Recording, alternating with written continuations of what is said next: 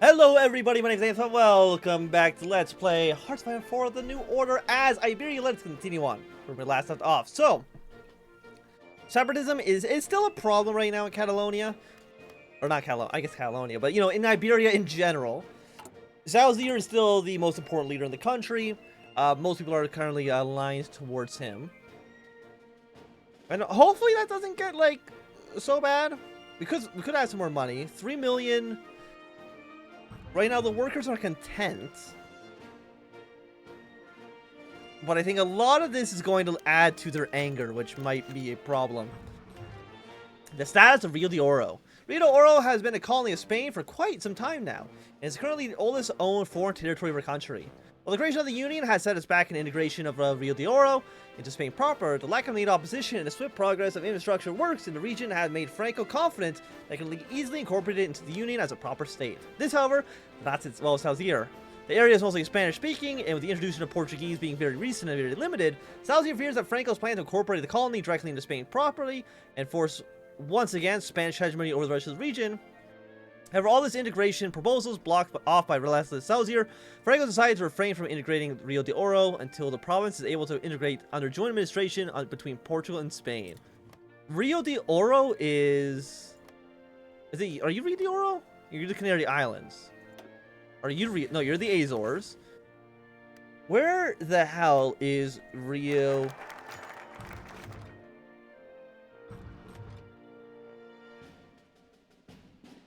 I have no idea. I mean, there's Rio de Janeiro.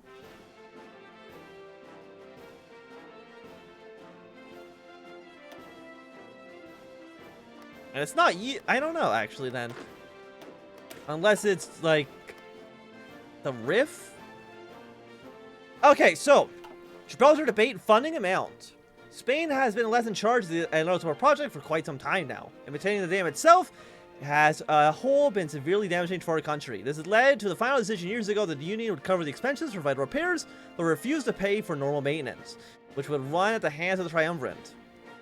As our policy remains the same, both Franco and Salazar have their concerns with the different regions of the dam. The internal workings of its systems are starting to rot, and the risk of them collapsing sooner or later seems to be ever growing if our government doesn't pay for its replacement. On the other hand, the consequences of the technique that work on the dam to keep it working are so severely threatened. While our manpower is pitiful for the dam, our technical experts are hard to come by. Even more of these brave enough to wish to work on Europa. After some short discussion and some injections of the high-ranking members of the maintenance crew on the dams, both Cadilos have decided that they will increase the spending for the working conditions for the technical experts in order to provide them with safer working environment and not risk running out of manpower. Well, that seems decent. I mean, we're still content. Let's add another $1 million to the project.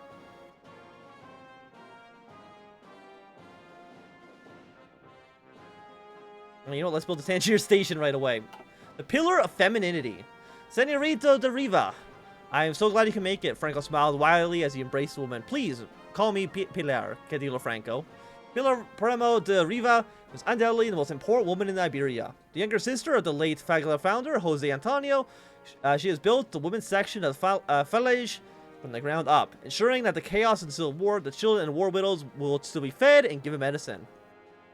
After unification, the women's section was subsumed into the UNFET party. Is that the name of our party? What a horribly long name that is. Okay. Throughout the 50s, de Riva exerted genuine political influence the way no other woman did. In 1962, her section operated with a variety of services aimed at ensuring the well-being of Iberian women, and just as importantly, ensuring that they were fully indoctrinated into government ideology.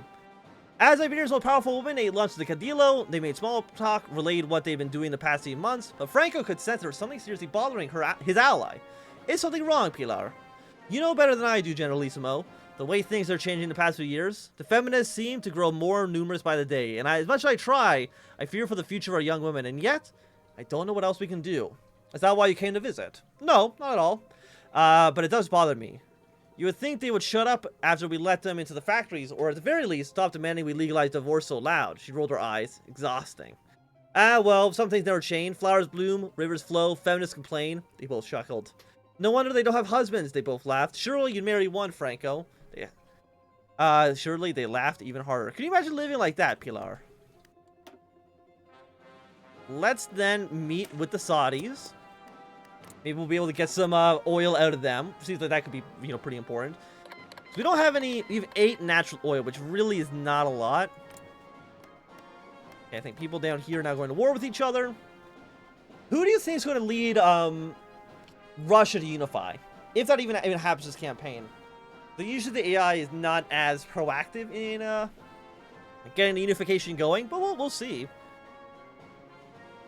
Usually, you know, West Russia does pretty well. Somebody over here will probably do pretty well as well. I mean, last time when we played as like Siberia, the Omsk did pretty good for themselves. Gibraltar Debate maintenance project labor. A huge issue Anthnwam has brought us is the sheer demand of manpower required to keep it from falling apart. While the union has kept the demand covered until now by hiring a lot of state workers, the dangerous working conditions, relatively low pay, and even lower prospects for professional growth has forced us to rethink the ways we handle our workforce of the dam. While Siesta has proposed to continue using cheap workforce, Franco's come up with a better solution, conscripting criminals for them to work on a dam in exchange for the liberation in 10 years' time. According to Franco, they'd be able to import prisoners other countries want to dispose of, and we'll be able to tackle the expenses of this new penitentiary system by providing the basic livelihood of such criminals.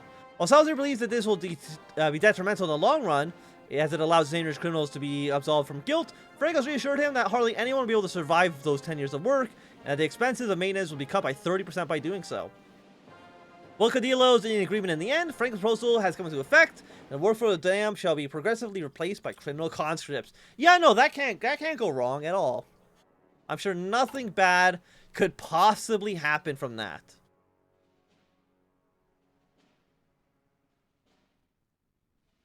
I'm bringing a lot of money right now, mostly for upgrade work, which is understandable. Eric Koch is severely injured in Kiev bombing. Day of Portuguese Solidarity. The day was not a mistake. Clearly placed to overshadow the historic day that Portugal broke from Spain and control in 1640, the Day of Solidarity is much more a somber occasion, meant to remind the people of Portugal and of Iberia at large why exactly the Union was born and what it exactly meant to preserve. I mean, a little bit of political power and some other good stuff I won't say no to. You know what, let's create an agency. I don't think I've actually ever created an agency in the New Order. The Saudis. Rita, a relatively small city, and in some ways made it look nice while creating for function elsewhere. What Camilo Franco learned was that, much like Iberia itself, midday was hot, seemingly hostile to life. It was no place fit for staying outside in, for sure. As he took some time off from a siesta, inside, in a formal environment, the people were as warm as the environment outside. Various affairs, as tedious as they were numerous, filled the day's schedule too far for Franco to properly enjoy the day. As the days dragged on, there was still some time to prepare for the great meeting in the evening. Saudi oil was undoubtedly a worthwhile trade, and discussing business depths could help in securing an advantageous deal. However, relations could be improved with the classic tactic, flattery. By praising their monarchy, things would warm up between leadership of both Saudis and Iberia. No, I think we do want to get a more oil would just be nice. And let's go. You know what? Let's expel Italian advisors. If we want to try to make Salazar less popular in order to try to create more of a balance between the two leaders. Let's add another $5 million to the dam and upgrade workers' quarters. Okay, that seems good. But basically, if we can get a bunch of debuffs on you, wouldn't hurt, I think, too much. Gibraltar Debate, the Hydroelectric Insulation. One of the major flaws of Anthnwam is the massive expense it places on the states, with little to show for it in return. With the ever-increasing expenditure of its maintenance, the Cadillos have been looking for a way to make the dam profitable for years. A new proposal has managed to reach the Cadillos recently, consisting of a scheme devised by architect and engineer Pedro Matias Aloy to reform a series of sectors in the dam to produce hydroelectric power. However, the cost of this project is huge, and just the maintenance of the dam is risky and slow endeavor. However, both Cadillos have agreed that the expansion will be necessary in the long run, so both are willing to start preparations to start modification to begin with. However, it should be noted that those modifications affect core sections of the dam, and the high risk of reforming these areas may lead to higher casualty rate than usual in the maintenance crew. You can just abandon the dam, but I feel like that's going to be a not great. Hire more technicians. You're going to make stuff cheaper in about 13 days. So hopefully it pays for itself in the long run. We're just trying to get maintenance costs as low as possible. These things take, unsurprisingly, take like a long time to get done.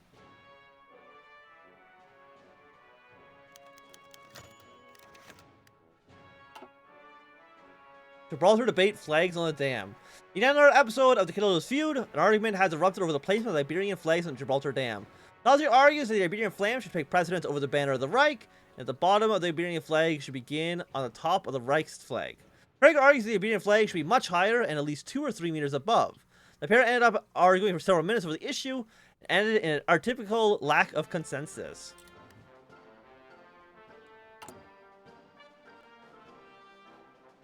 I mean, it's just a flag.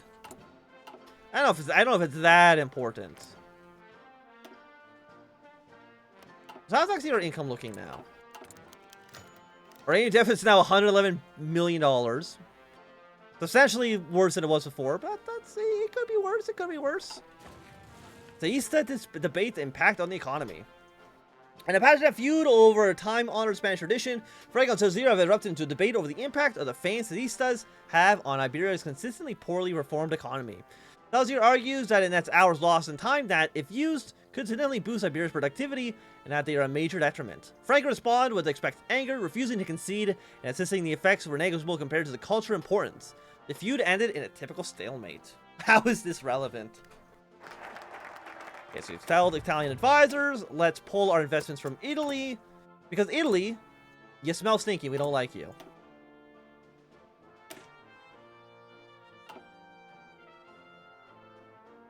So, I mean, how does Turkey feel about us? I mean, -60, cut ties. I mean, they like me a lot more than I like them. Outside aid for Iberian unity. Several groups and leaders of groups that seek to forge closer ties between all the people of Iberia have received funds and resources lately from unknown sources.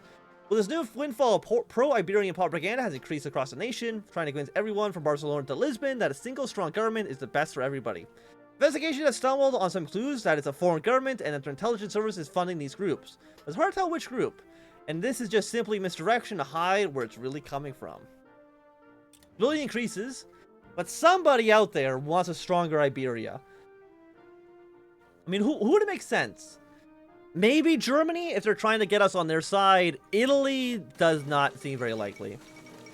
Bulgaria has sided with the Germans. Omar the Third has become a sultan of somewhere. I mean, another guess probably would be the United States. I mean, it's either the United States or Germany. Like, anyone else doesn't make a lot of sense, I think. But if we're trying to become friendly with the United States, it makes sense the United States would probably try to want to be our friends somewhat. Siesta debates at the Portuguese siestas. The two highest echelons of Iberia's hardly functional government became embroiled in yet another endless argument as Franco and Salazar spared over the expanding official support for the workplace siestas into the Portuguese regions of Iberia. Salazar insisted that there was no need to bring such unproductive and senseless cultural tradition to be brought into Portugal, but Franco argued that it would be a positive change in policy for the nation. Salazar was baffled and categorically refused to concede as the argument ended in the needless feud normally do indecisively.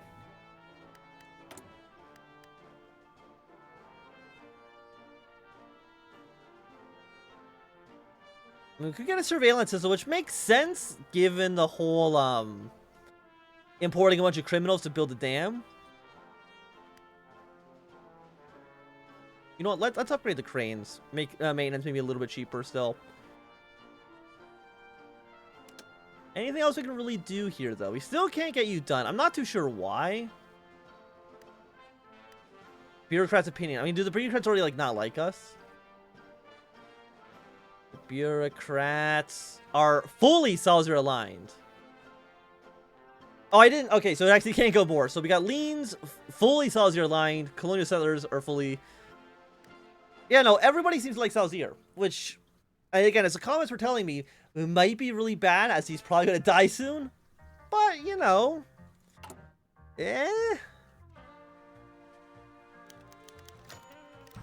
Yes, to debate regulation time. The Guidos of Iberia have erupted into a furious argument.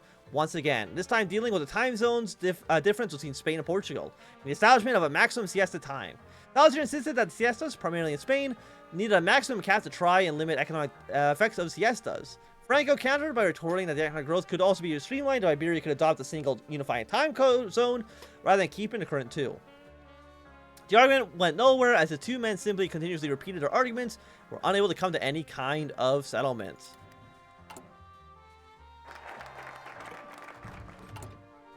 Okay, select national focus. Let's visit other Catholic countries.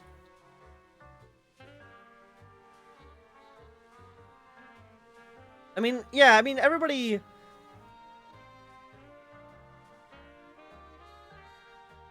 Were Franco's popularity to fall significantly during... I mean, it does say here that if Franco becomes very unpopular, like it could lead to a lot of instability in the country. But, you know, something needed to happen. And I guess Franco's the one that got it done. Also, how are we still in, like, stage 3? Who's still at war? I mean, there's wars in the Middle East. And there's war in Central Asia. Are you actually still fighting against, Yeah, you're still fighting against this guy down here. La Grand Familia. What would happen in a family What would happen if in a family which raised 15 children? Surely, raising that many children at once would be an enormous financial burden. Even with a hardworking father and his dutiful housewife. La Grand Familia, a film which premiered December 20th, is about exactly such a family. The film does not exactly have a singular story. It's much more like a collection of many short films, each a snapshot into the lives of family members. Though mainly comedic, these scenes also highlighted the tension of family life, such as the stress that teenagers face preparing for final exams, the immense anxiety characters feel when a toddler goes missing for several hours, or the yearning the children have to own a television, which their family has yet to be able to afford. Certain commenters have noted that a strong national Catholic subtext of the film. The father is a model of a family patriarch, strict but not cruel, confident but not vain, hardworking and a devout Catholic. The mother is proud to have birthed so many children, is obedient to her husband, thorough in her housework, and instills her children responsibility and Catholic morals. Several lines of dialogue seem to encourage the viewers themselves to produce their own Familia Grandes. The Grand Familia has enjoyed the best release of any Iberian Christmas movie in history. Viewers have dubbed it an instant classic, likely to be replayed at theaters for many holiday seasons to come. Imagine having 15 children. That's too many. Controversial hot take here. Having 15 kids, that's too many kids. Too many kids. Don't have 15, that's too many. You can add another $1 million to the damn budget.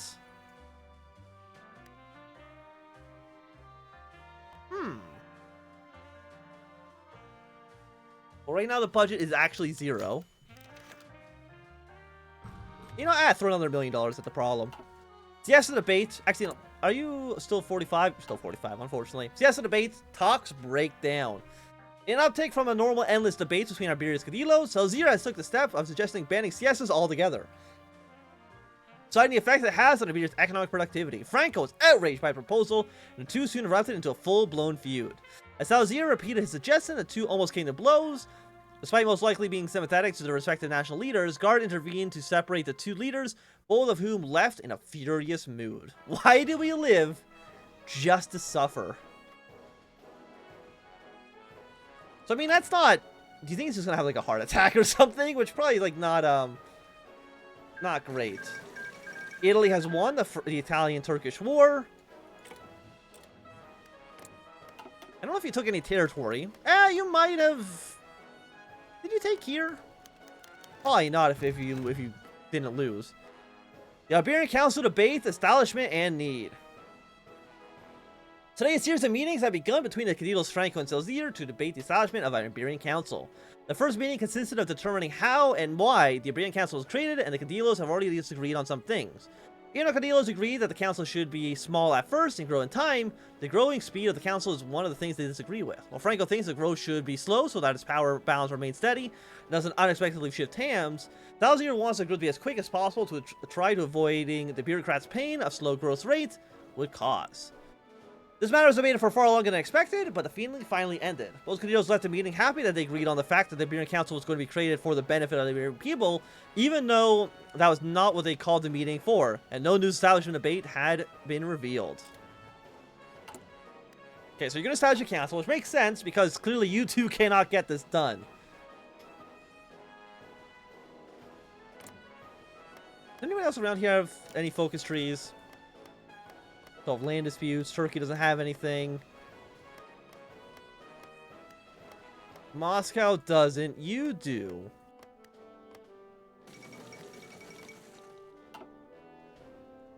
And who has won the Welsh election? So it looks like the Social Democrats have won the election there. England might invade because that's something that has happened in the past. We'll kind of see. Also, I do have a... It's gonna unnamed operative. I mean, if you don't have a face, I feel like you'd be a really good spy. Let's send you to Germany. Why not? I don't think it's really going to do much. With the new foreign policy of Iberia focusing on looking outwards, it's imperative that we recognize that Italy is not the only Catholic nation of the world, and despite the president of the Holy See in Rome, should not act as a sole representative. Instead, Cadillo Antonio has taken upon himself to head to Ireland and France to strengthen the bond of Iberia's Catholic brethren. If we play our cards right, Iberia may be able to gently push Italy out of the limelight and take its place as the strongest of the Catholic nations. Not only will this net a strong relations with the Catholic nations as a whole, it would also be seen as a moral victory over the Italians, something which people of Iberia desperately need. Bags packed and plane ready, Cadillo is ready to send off to Ireland and France, hoping to tie the nations closer to Iberia, showing the world that Iberia is strong, unified, and a proudly Catholic nation. But for right now, I think it's going to be a good time for us to end this episode. So thanks everybody for watching. I say Anthnwam. If you've enjoyed, remember to thumbs up. Not enjoying, click thumbs down. If you want to subscribe, and goodbye.